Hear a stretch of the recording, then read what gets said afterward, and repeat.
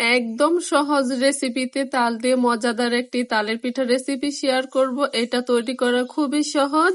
নিয়েছি 2 কাপ পরিমাণ তালের পিউরি। তালের পিউরিটাকে 5 মিনিট ফুটিয়ে দিয়ে দিচ্ছি অল্প পরিমাণের লবণ, 1 কাপ পরিমাণ চিনি।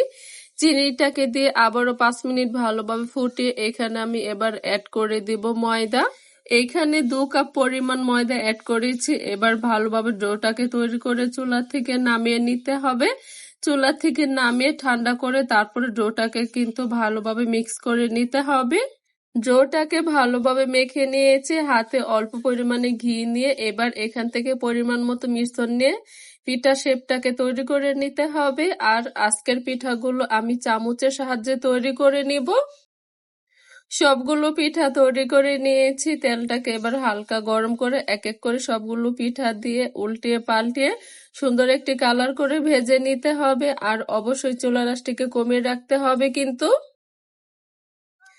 আর এই তো তৈরি হয়ে গেল একদম সহজ রেসিপিতে মজাদার তালের পিঠা।